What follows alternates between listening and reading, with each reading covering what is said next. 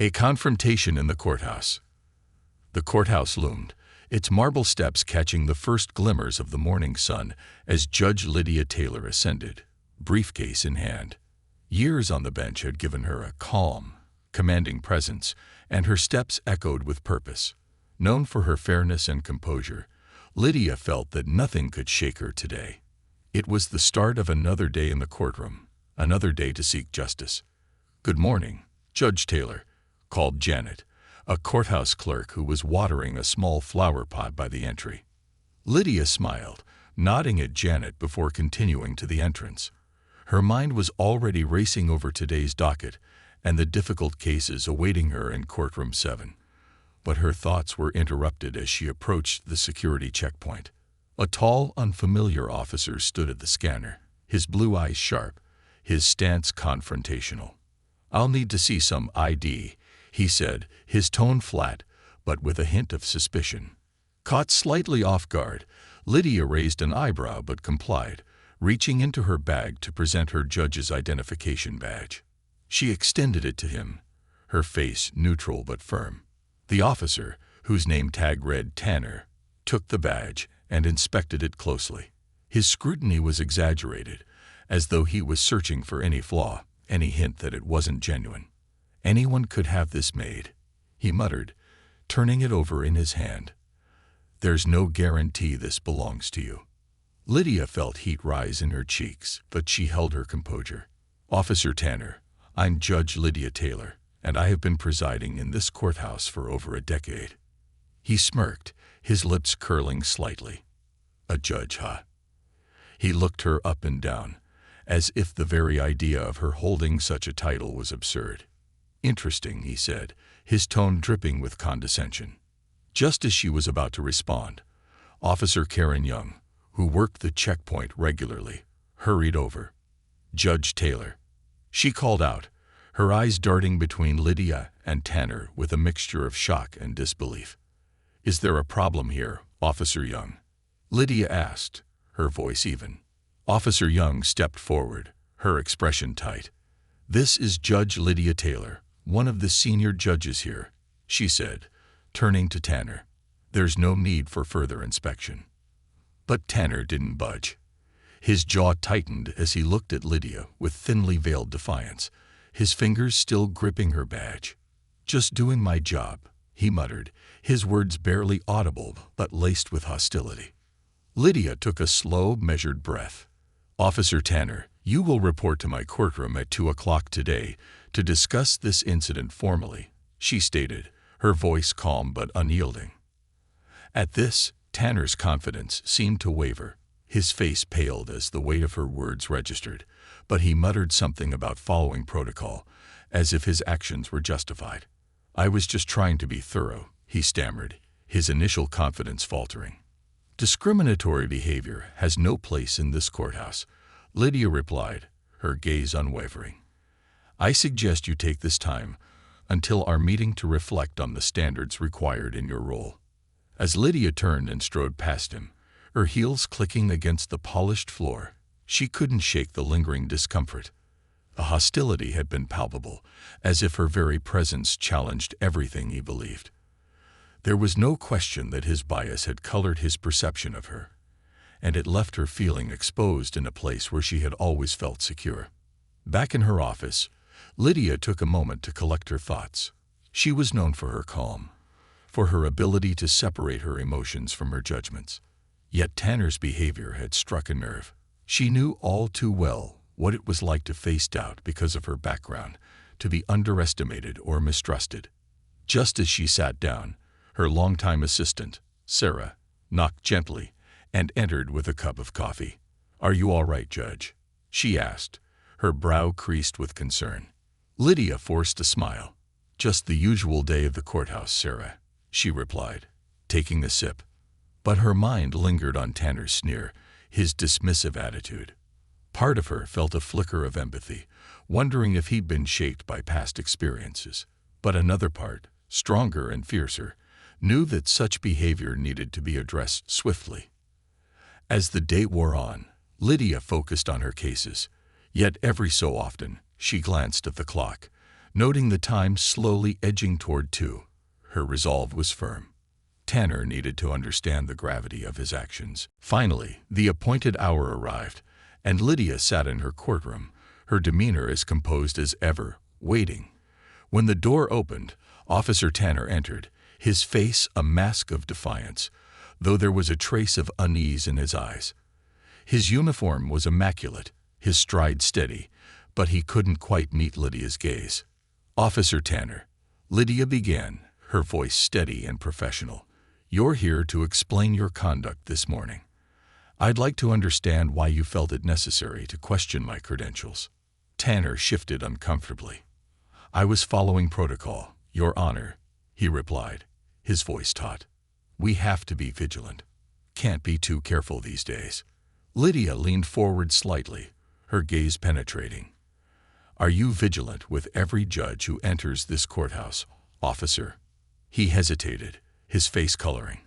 Well, no, but..." She held up a hand, silencing him. "Your behavior was discriminatory, Officer Tanner. Your actions suggested that my appearance didn't align with your expectations of a judge. That's a serious issue, one that speaks to your understanding of your role in law enforcement." Tanner's jaw clenched. "With all due respect, ma'am, I didn't mean anything by it. I've seen things that make me cautious." "Caution should never be an excuse for prejudice," Lydia replied, her tone unyielding.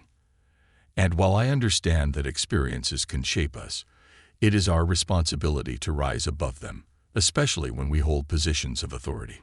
The silence that followed was tense. Tanner looked down, a shadow of doubt crossing his face.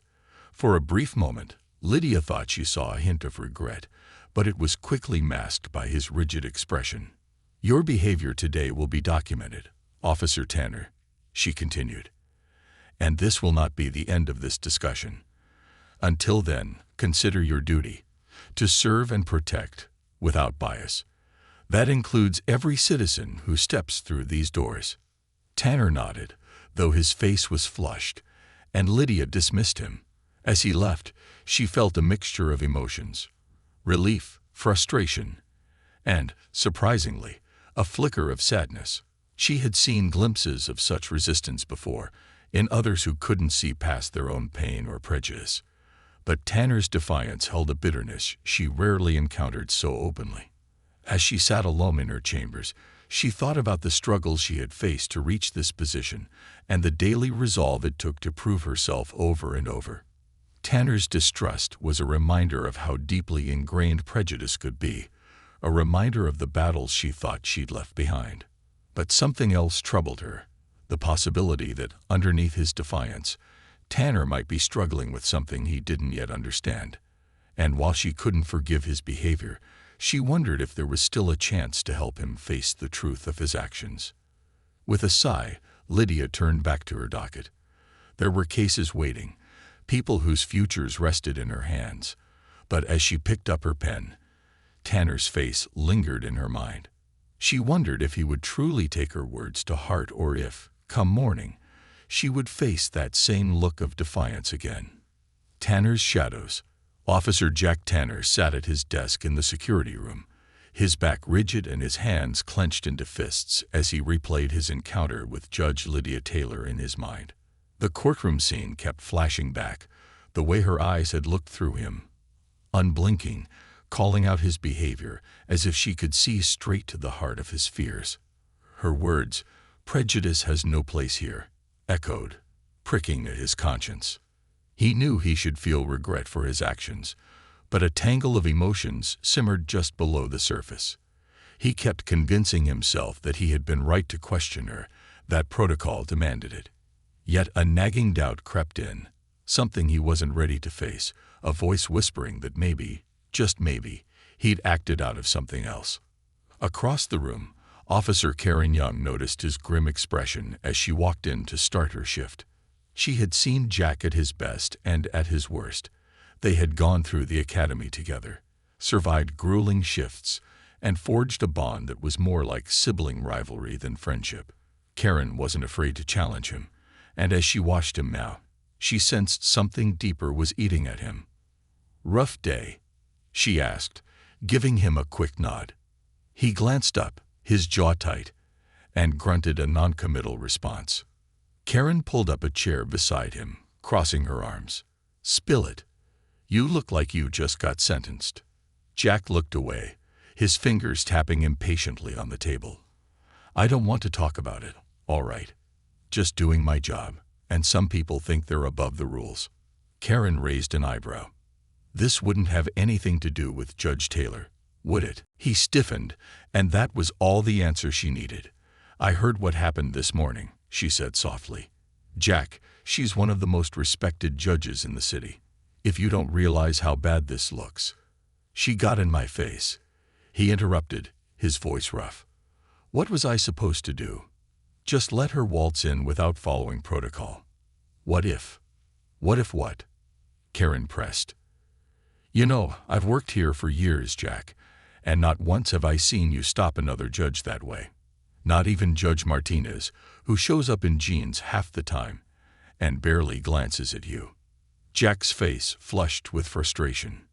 It's not the same, he snapped, though he couldn't quite explain why. Karen leaned back, crossing her arms. You know, Jack, I get that you've had a rough time. I was there, remember? But if you keep pushing people away and acting like everyone's a threat, you're going to end up alone. Jack's shoulders sagged slightly. He glanced over at her, hesitating. Karen was one of the few people who had stood by him after that terrible night 3 years ago, a night that had shattered his life and turned his world into one of constant vigilance and suspicion. 3 years ago, his wife, Emily, had been 6 months pregnant. They had been walking home from a late dinner, laughing about baby names and future family plans when it happened. A figure had come out of nowhere, shoving Jack aside and grabbing Emily's purse. Jack had fought back, but in the struggle, Emily had fallen hard onto the concrete. The attacker had vanished, leaving Jack with his arms wrapped around Emily, her cries of pain mingling with his own. Their daughter had not survived. The grief had hollowed him out, and he had buried it under layers of resentment and anger, an armor he wore every day on the job. And the attacker? A young black man, his face a blur of fear and desperation. From that day forward, every face that reminded Jack of that night stirred his unhealed wound, and the hate simmered, unexamined and unspoken. Karen's voice cut through his dark thoughts. You can't keep using that as an excuse, Jack. You're not the only one who's had trauma, but it doesn't give you the right to treat people like they're beneath you. He turned to her, his face etched with anger and pain. You didn't see her, Karen, acting like she was untouchable. It was the way she looked at me. And maybe you deserved it, she replied, her tone as sharp as his. Maybe she was trying to make you see the same thing I've been telling you for years. Jack fell silent, the bitterness in his heart battling with something he didn't want to name. The truth had been too painful to face, and every attempt to confront it had been too overwhelming. It was easier to cling to his anger, to hold on to the righteous indignation that he believed justified his every action. The memory of Judge Taylor's eyes bore into him now, her words echoing louder than he wanted to admit. The following morning, Jack woke up before dawn, the dull ache in his chest making it impossible to sleep. The conversation with Karen kept replaying in his mind, as if it were on a loop. He had seen the disdain in her eyes when she told him he needed to change, and it stung more than he cared to admit. After his morning routine, Jack made his way to the courthouse, determined to put the previous day's events behind him. But as he parked his car and walked up the steps, he felt the weight of judgment from the courthouse staff, their eyes a mix of disapproval and disbelief. He tried to brush it off, focusing on his tasks for the day, but it was as if the walls themselves whispered accusations. His every movement felt scrutinized. Every word seemed to carry a hidden reprimand. He hated the feeling, the realization that his own actions had turned everyone against him. As he moved through the corridors, he saw Lydia Taylor in the distance, talking to another judge. Her face was calm, composed, as though their interaction the previous day had left no mark on her. The sight of her, standing tall and unaffected, made his stomach twist with resentment. Jack's day continued uneventfully, but the tension simmered beneath the surface, ready to boil over. By midday, he found himself assigned to court duty outside Judge Taylor's courtroom. The irony was not lost on him, and he muttered bitterly under his breath as he took his post. The hours dragged on, and he tried to distract himself by mentally replaying each step of his security protocol, convincing himself he'd done nothing wrong. But as he stood there, a strange feeling began to creep in, a sense of his own insignificance, of being just another cog in the courthouse machine. His anger and resentment, which had once felt righteous, now seemed petty and hollow in the face of the courtroom's quiet dignity. He couldn't shake the sense of shame that had settled like a stone in his chest. Late afternoon, a moment of realization. As the courthouse emptied for the day, Jack found himself in the break room, staring blankly at the bulletin board where photos of staff and security briefings were pinned up. Among them was a photo of the annual courthouse charity event, a grainy shot of Judge Taylor smiling beside a group of volunteers. He remembered seeing her there, but had barely paid attention at the time. But as he looked at the photo now, something in her expression caught his attention. Her smile was genuine, her posture relaxed. There was none of the guardedness he'd seen the day before, none of the quiet disdain he projected onto her. She seemed open, unburdened. The image unsettled him, making him feel as though he'd missed something, as though he'd allowed his own bitterness to color his view of someone who might be far more than the sum of his assumptions. The memories of that terrible night surfaced again, and Jack felt the familiar stab of pain, a constant reminder of his loss. But this time, a question nudged its way into his mind, a question he had been avoiding. Had he allowed his grief to become a weapon? Had he used it as an excuse to close himself off, to lash out at people who had nothing to do with his pain? Lost in thought, he didn't hear Karen walk in. She placed a cup of coffee in front of him, her voice soft. "You all right?" He hesitated, then nodded, not quite meeting her gaze. "I'm thinking." She sat across from him, her expression patient. "Thinking's good. It's a start." Jack took a sip of coffee, the bitterness grounding him. He glanced at the photo again, and for the first time, he allowed himself to wonder who Judge Taylor was beyond her title, beyond the uniformed interactions he'd had with her. Maybe there was more to her story than he'd cared to consider. Karen's hand rested on his arm. "Jack, it's not too late to make things right, but you have to want to change. And you have to face what's really going on inside." Jack swallowed hard, his throat tight. He wasn't ready to let go of his anger, not yet. But as he sat there, the first cracks in his armor began to form. The path to forgiveness, of others, and of himself, seemed too far, too daunting. Yet a small part of him, buried under years of resentment, wanted to take that step. "Maybe," he said quietly, his voice barely a whisper, "maybe I've got some things I need to face." Karen gave him a small, hopeful smile. "When you're ready, Jack, you know where to start." As she left, Jack sat alone, the photo of Judge Taylor still in front of him. For the first time, he felt the weight of his own actions settle fully on his shoulders. The anger he'd clung to for so long was slipping away, leaving behind a raw ache he wasn't sure how to heal. Confronting the shadows, Jack Tanner sat at his kitchen table, staring into a cup of cold coffee as the first rays of dawn crept through his window. The bitterness he had relied on as armor felt heavy now, a reminder of how he had allowed his anger to define him. Karen's words, "You have to face what's really going on inside," echoed in his mind, cutting through the haze of his frustration and grief. He reached for his phone, thumb hovering over the screen, unsure of who he was trying to reach or what he wanted to say. Somewhere, buried under layers of resentment and sorrow, was the person he had once been, a man with an unshakable sense of justice and compassion. That man had faded after the night he lost his child, and in his place stood someone he barely recognized, a man whose anger had swallowed him whole. Jack put the phone down, letting out a sigh. He knew he couldn't change anything sitting in his kitchen, and he wasn't ready to speak to anyone, least of all himself. Instead, he grabbed his coat and headed out the door. He didn't know where he was going, but he needed air, distance, and most of all, time to think. The streets were quiet, the soft hum of the city just beginning to awaken. As he wandered, his steps took him toward the courthouse, drawn there by some force he couldn't explain. The building, usually a place he associated with duty and structure, now felt imposing, almost haunting. The weight of what had transpired in the courtroom weighed heavily on him, a reminder that he was a stranger to the man he had become. As he reached the courthouse steps, he spotted an elderly woman he recognized, Ruth, the janitor who worked the early shift.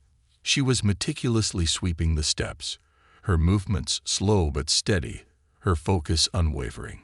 He hadn't paid much attention to her in the past, often brushing past her without a second glance. Today, however, something compelled him to stop. "Morning, Ruth," he called out, his voice sounding strange in the quiet morning air. Ruth looked up, squinting slightly before giving him a small smile. "Well, morning to you too, Officer Tanner," she replied, her voice warm but cautious. "You're here early." "Couldn't sleep," he said, shrugging. "Just needed to clear my head." She nodded knowingly. "Sometimes that's exactly what you need. Things weighing you down." He hesitated, surprised by her perceptiveness. "Yeah, you could say that." Ruth leaned on her broom, studying him. "You know, I've worked here a long time, seen people come and go, seen people change too. Some for the better, some for the worse." Jack's jaw tightened, a bitter response forming in his mind, but as he looked at her, something in her calm, steady gaze made him pause. "You ever wonder if it's too late to change?" he asked, his voice barely a whisper. Ruth chuckled softly, the sound warm and reassuring. "Too late? Son, it's only too late when you're in the ground. Long as you're breathing, you can choose who you want to be. But first, you've got to want to change." Jack swallowed, the weight of her words sinking in. Wanting to change. He clung so tightly to his anger, his resentment, that the idea of letting it go felt impossible. But a part of him, the part that remembered the man he used to be, longed for something more. "Thanks, Ruth," he said, offering her a weak smile.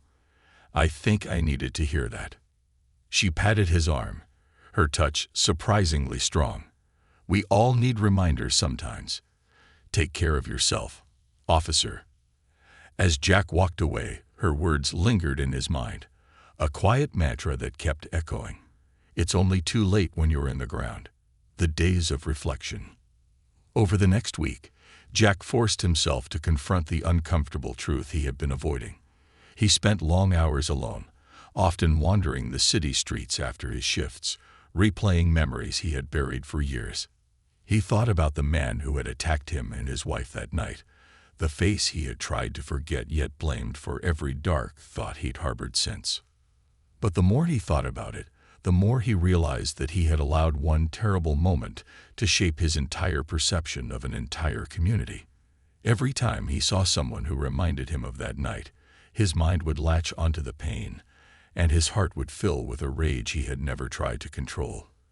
And for the first time, he began to see the cost of that anger, not just to others, but to himself. One evening, he found himself back at home, sitting on the couch with a photo album in his lap. Emily's smile stared back at him from the photos, her hand resting gently on her stomach, her eyes filled with joy and hope for a future that had been stolen from them. Jack ran his fingers over the photo, feeling the familiar ache in his chest. He'd lost so much that night, but in trying to protect himself from the pain, he'd lost even more. It was then that he realized he had a choice to make. He could continue down this path, letting his anger consume him, or he could try to find a way back to the person he once was. The apology. The next morning, Jack stood outside Judge Taylor's office, nerves fraying his composure. He had rehearsed what he wanted to say, but as he stood there, every word he planned seemed inadequate. How could he apologize for something so deep, so hurtful, without sounding hollow? He knocked, and a moment later, a voice called for him to enter. He stepped inside, the air feeling thick with the weight of unspoken words. Judge Taylor sat behind her desk, her face calm but unreadable as she regarded him. "Officer Tanner," she said, her tone neutral. "What can I do for you?" Jack took a deep breath, forcing himself to meet her gaze. "Judge Taylor, I came here to apologize for what I did, what I said, how I acted. I realize now that I let my personal pain turn into something ugly, and you didn't deserve to be on the receiving end of that." She regarded him silently for a moment, her expression softening slightly. What brought this on? He hesitated, feeling the rawness of his emotions prickling at the surface. "I lost my daughter," he said quietly, the words feeling strange on his tongue. 3 years ago, my wife and I were attacked, and she was pregnant at the time. She lost the baby because of it." Judge Taylor's face softened, a flicker of empathy in her eyes. "I'm deeply sorry for your loss, Officer Tanner," she said, her voice gentle. Jack nodded, swallowing against the lump in his throat. "I know that doesn't excuse what I did," he continued, his voice thick with emotion. "I let that anger consume me, and I used it as a shield, a way to keep myself from facing the pain. But in doing so, I became someone I didn't recognize, someone who hurt people without cause." Judge Taylor remained silent, giving him the space to continue. "I don't expect forgiveness," he said, his voice barely a whisper, "but I needed to say it. I needed to own up to it, even if it's too late to make things right." There was a pause, a long silence where Jack could almost feel the weight of her judgment. But when she spoke, her voice was steady, compassionate. "It takes courage to admit one's faults, Officer Tanner," she said. "I understand pain. I've seen it, I've felt it, and I know how it can twist a person's heart. But letting it consume you only leads to more pain, for yourself and for those around you." Jack's gaze fell to the floor, his shoulders sagging with the weight of her words. "We all have our struggles," she continued, her tone softening. "I've seen how people let pain shape them in different ways. Some use it to build resilience, others allow it to fester. But what matters is what you choose to do with that pain from now on." Jack nodded, his voice barely audible as he replied, "Thank you." Judge Taylor offered him a small, reassuring smile. "You have a chance to make amends, Officer Tanner, not just with me, but with yourself. Take it. Use it to become the person you truly want to be." Jack's eyes stung, a tear slipping down his cheek as he absorbed her words. For the first time in years, he felt a flicker of hope, a possibility that he could, perhaps, find a way to heal. As Jack left the courthouse, he felt a lightness in his chest that he hadn't felt in years. It wasn't forgiveness he had sought from Judge Taylor, but understanding, and in that understanding, he had found the strength to let go of some of the anger he had held onto for so long. It was only the beginning, but for the first time, he felt that he was heading in the right direction. Back at the precinct, Jack returned to his duties with a renewed sense of purpose.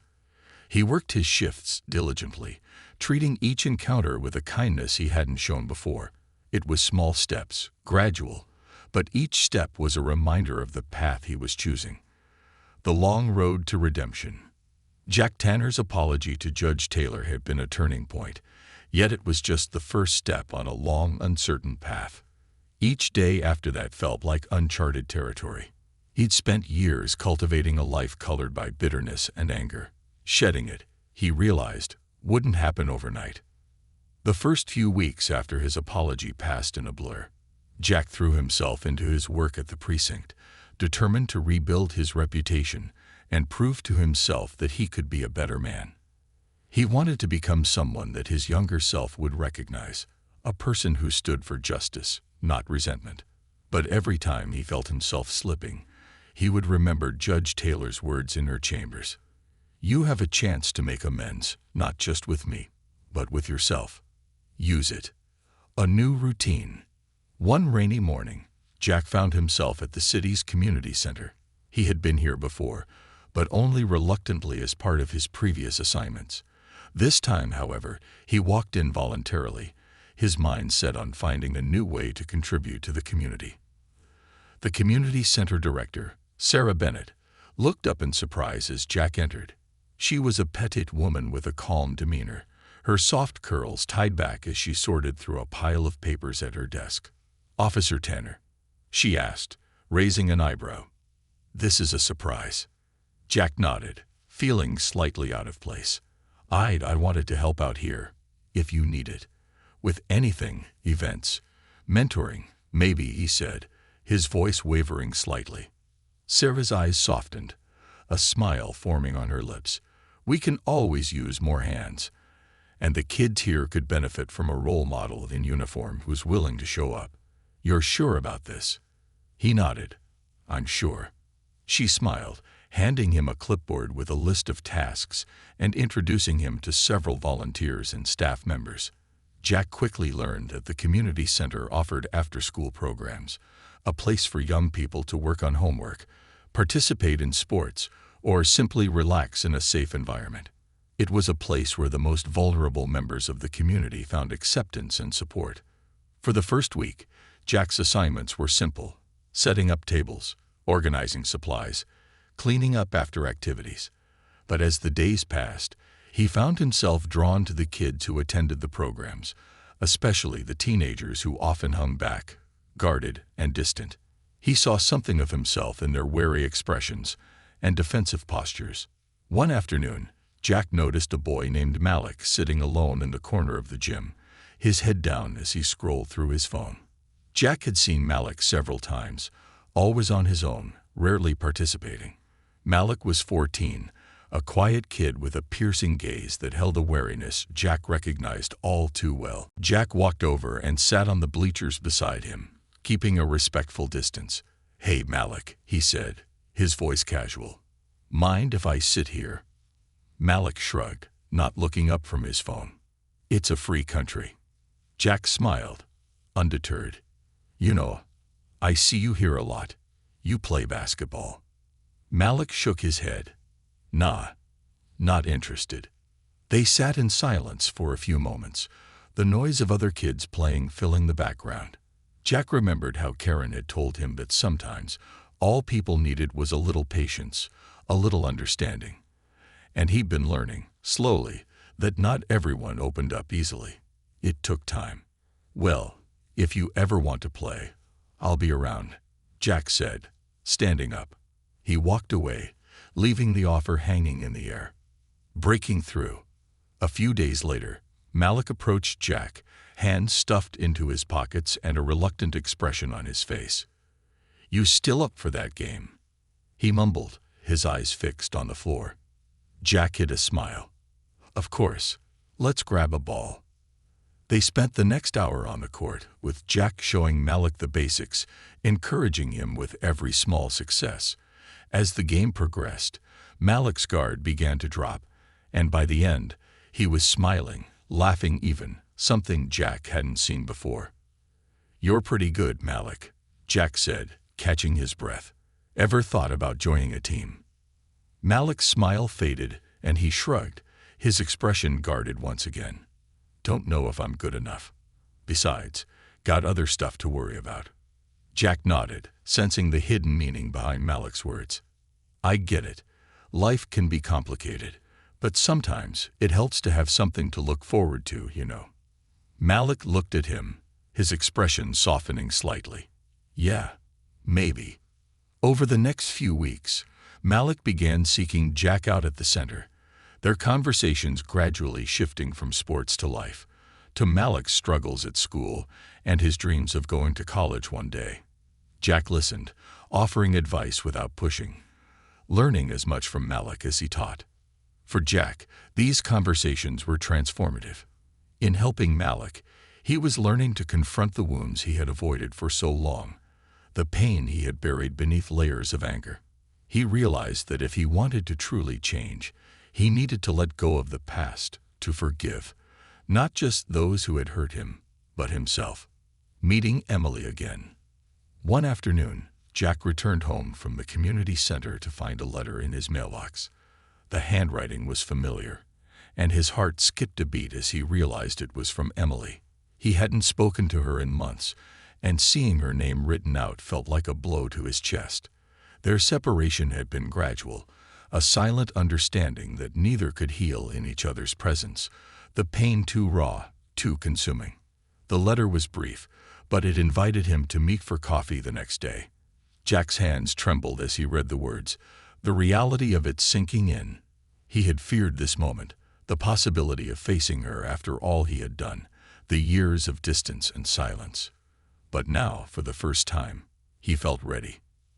The following day, Jack arrived early at the small cafe Emily had chosen, a quiet spot they used to frequent.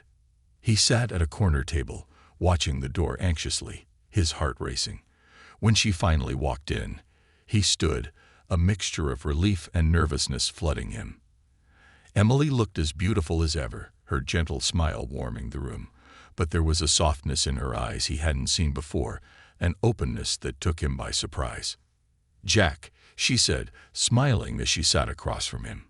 "It's good to see you." He smiled back, his throat tight. "You too, Em. Really."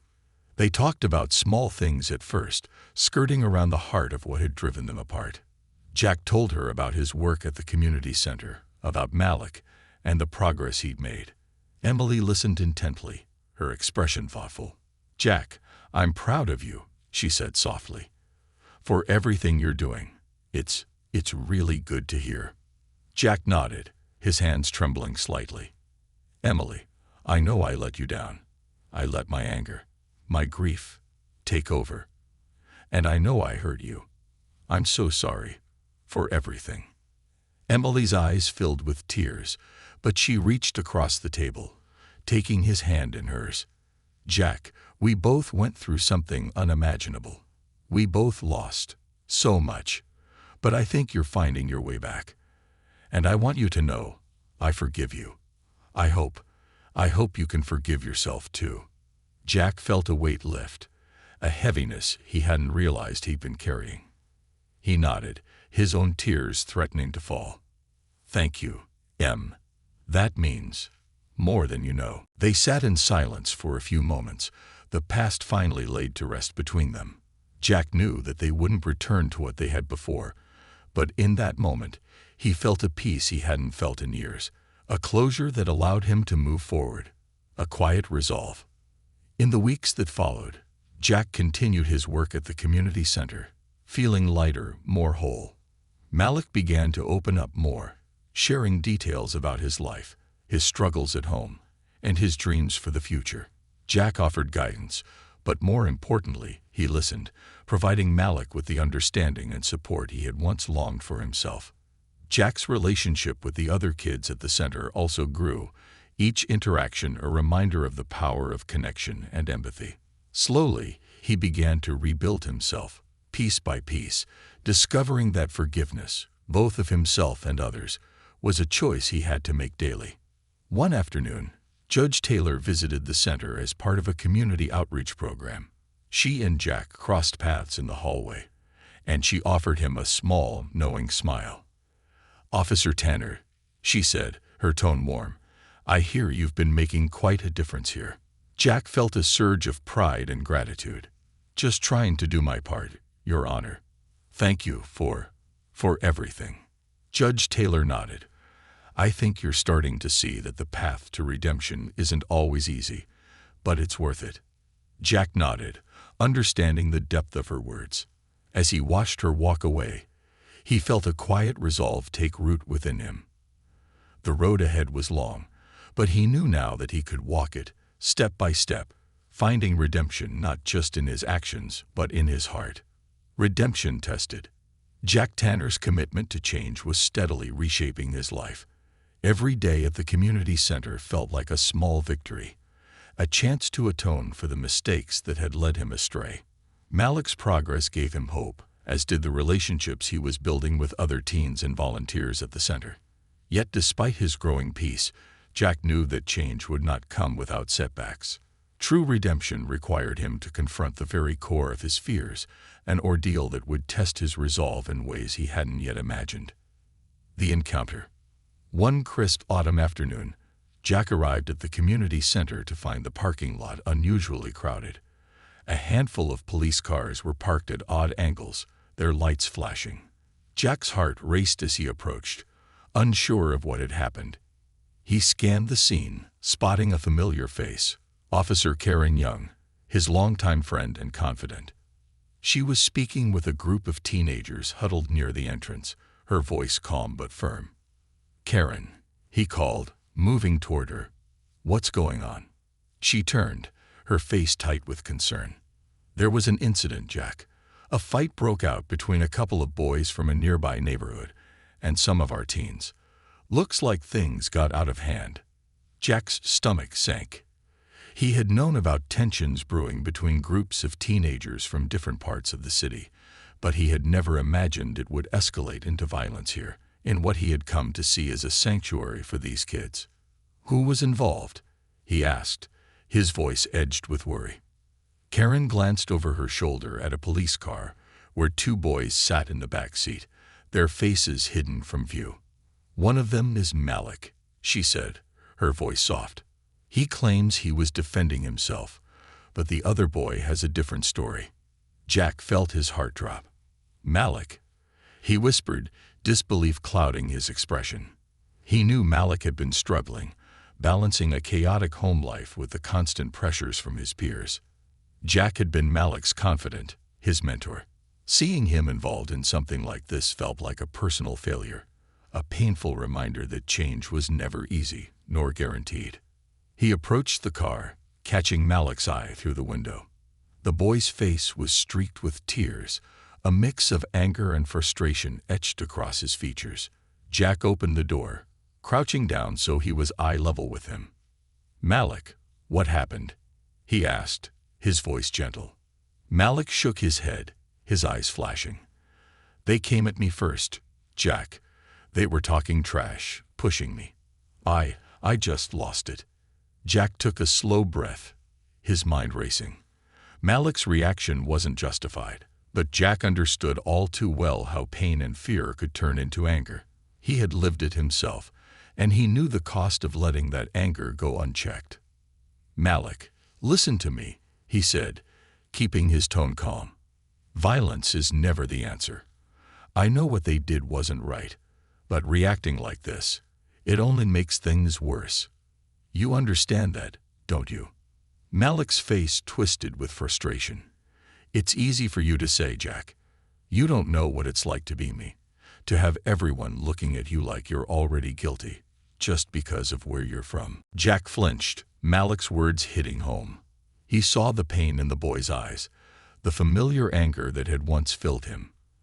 But he also saw something else, the chance to help Malik break the cycle that had nearly destroyed his own life. "I understand more than you think," Jack replied softly. "And I know it's hard, but you have to trust me on this, Malik. You're better than this. You don't need to prove anything to anyone." Malik's gaze softened, but his jaw remained clenched. Jack glanced at Karen, who was watching them closely, her expression a mix of sympathy and caution. "Karen, can I have a few minutes alone with him?" Jack asked. She hesitated, but eventually nodded. "I'll give you 10 minutes, Jack. Then we'll have to take him in for questioning." As Karen walked away, Jack turned his attention back to Malik, his expression serious. "Malik, I need you to think about what you're risking here. You've got a future, one you've worked hard for. Don't throw it away because of one bad choice." Malik looked down, his shoulders slumping. "I don't know, Jack. Sometimes it feels like no matter what I do, people just see me as trouble." Jack reached out, placing a hand on his shoulder. "Then show them they're wrong, Malik. Show them you're better than their assumptions. It's not easy, but it's worth it. And you're not alone in this. I'll be here every step of the way." After a long moment, Malik nodded, the tension slowly draining from his face. Jack released a silent sigh of relief, his own heart finally steadying. But he knew that Malik's path would not be easy.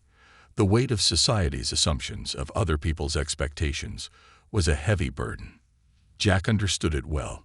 He had spent years carrying it himself. The hearing. 2 days later, Jack accompanied Malik to his preliminary hearing.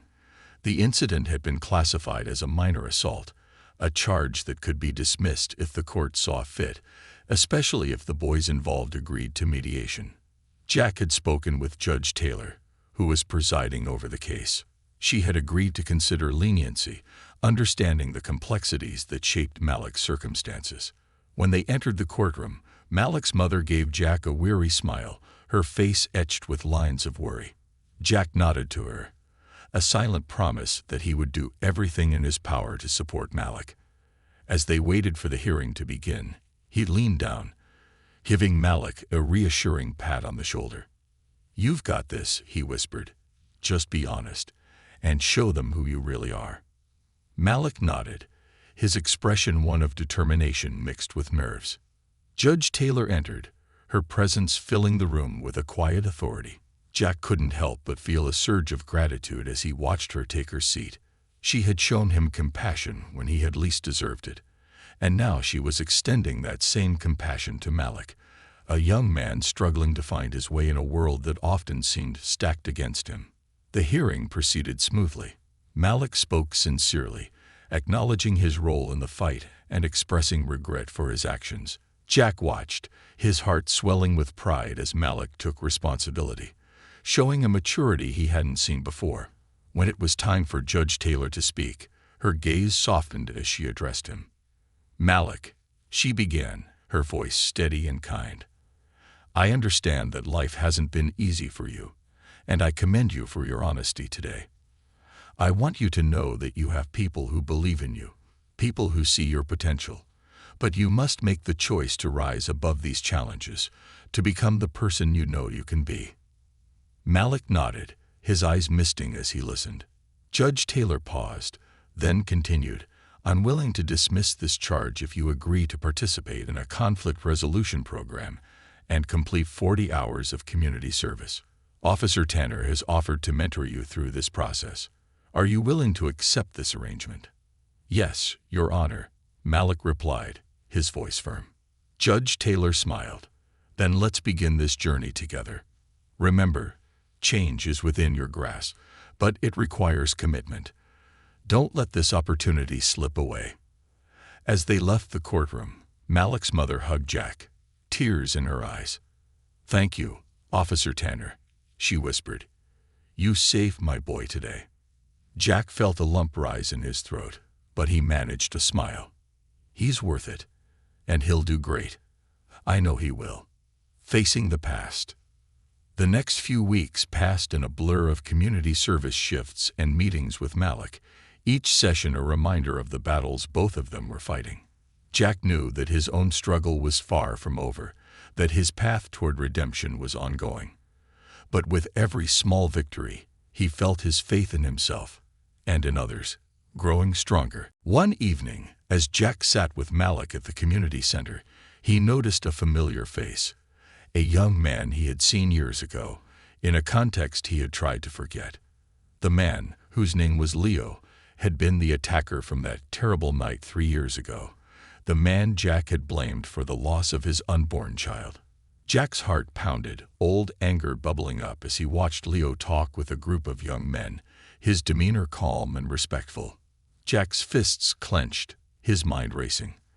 For so long he had blamed this man, had let his hatred for him define his life. Now, here Leo was, seemingly changed, a part of the same community Jack was trying to rebuild. Malik noticed Jack's tense expression. "You okay?" he asked, concerned. Jack forced a smile, his hands trembling. "Yeah, just dealing with something." After a few moments, he stood up, his gaze fixed on Leo. Malik watched in surprise as Jack walked toward him, his face a mixture of confusion and dread. When Leo saw Jack approaching, his eyes widened, a flicker of recognition crossing his face. "Officer Tanner," he said, his voice steady but wary. Jack took a slow breath, fighting to control the anger still simmering beneath the surface. "Leo, I wanted to talk." Leo nodded, his expression calm. "I'm listening." Jack hesitated, his throat tight. 3 years ago, you took something from me. Something I'll never get back. I've spent every day since blaming you, letting that anger shape my life." Leo's gaze remained steady, but there was a flicker of sadness in his eyes. "I'm truly sorry, Officer Tanner. I've tried to atone for what I did, but I know some things can't be undone." Jack felt his anger waver, replaced by a strange sense of understanding. He saw in Leo the man he had once been, a man haunted by regret, trying to make amends. Maybe some things can't be forgiven," Jack said quietly. "But I think we can move forward. I don't want to carry this anger anymore." Leo nodded, his expression grateful. "Thank you, Officer Tanner. That means a lot." As they shook hands, Jack felt a weight lift, a burden he had carried for far too long. He knew that forgiveness, both of himself and of Leo, was a choice he would have to make every day. But in that moment, he felt a glimmer of peace, a small step toward the redemption he had sought for so long. Back at the community center, Malik was waiting, a questioning look in his eyes. Jack walked over, his heart lighter than it had been in years. "Everything okay, Jack?" Malik asked, his voice tentative. Jack smiled, placing a reassuring hand on Malik's shoulder. "Yeah, Malik, everything's going to be okay." In that moment, Jack knew that he had found his path. It wasn't easy, and it wasn't without pain, but it was his. A journey of forgiveness, of redemption, and of a future he was finally ready to embrace. Full circle, months had passed since Jack Tanner had chosen the path of redemption, and though it had been a hard and often lonely journey, he could feel the change in his heart. The weight he had once carried was finally lifting, replaced by a quiet strength. He no longer moved through his days with a clenched jaw and guarded eyes. Instead, he found himself opening up, sharing pieces of himself with those around him. His anger had been replaced by purpose, his bitterness by a desire to give back. Jack's work at the community center had not gone unnoticed. He had become a mentor not only to Malik, but to many of the kids who came through its doors. The teens respected him, not just for his badge or his authority, but because he had taken the time to understand their struggles. His presence was grounding, his story a testament to the power of change. Yet despite his progress, Jack knew his journey wasn't over. He had reached a point where he could forgive others, even the man responsible for his greatest loss. But he had one final hurdle to overcome. He needed to forgive himself fully, to let go of the guilt that had followed him like a shadow. A second chance. One morning, as Jack arrived at the center, Sarah Bennett, the center's director, greeted him with a warm smile. She had watched his transformation with a quiet pride, seeing the positive effect he was having on the community. "Jack, I have some news for you," she said, pulling him aside. He raised an eyebrow, curious. "Good news, I hope." "Very good," she replied, a twinkle in her eye. "The city council reached out. They're impressed with the work you've done here, especially with the youth mentorship program. They want to make it official, offer you a permanent role as the head of youth outreach." Jack's eyes widened. For a moment, he was speechless, his mind reeling with disbelief and excitement. A position like this was more than he had dared hope for. It was the kind of role that would allow him to continue his work at the center, to create lasting change in the lives of the kids who needed it most. "Sarah, I don't know what to say," he managed, his voice thick with emotion. She reached out, squeezing his shoulder. "Say yes, Jack. You've earned it." Jack felt a surge of gratitude, a sense of fulfillment he hadn't known was possible. "Then yes," he said, his voice steady. "I'll do it." They spent the morning discussing his new responsibilities, going over the details of the program and the resources available. Jack felt a new energy coursing through him, a sense of purpose that solidified his commitment to the path he had chosen. As he looked around the center, he knew this was where he was meant to be. Malik's graduation.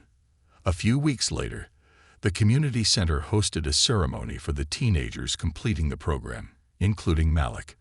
Jack had watched Malik grow from a guarded, angry young man into someone filled with hope and ambition. They had spent countless hours together, talking about life, dreams, and the challenges Malik would face as he moved forward. The event was held in the center's gymnasium, decorated with handmade banners and colorful balloons. Parents, friends, and community members filled the seats, their faces beaming with pride. Jack spotted Malik's mother in the crowd, her eyes misting as she watched her son stand at the podium, preparing to give his speech. Malik cleared his throat, glancing nervously at Jack, who gave him an encouraging nod.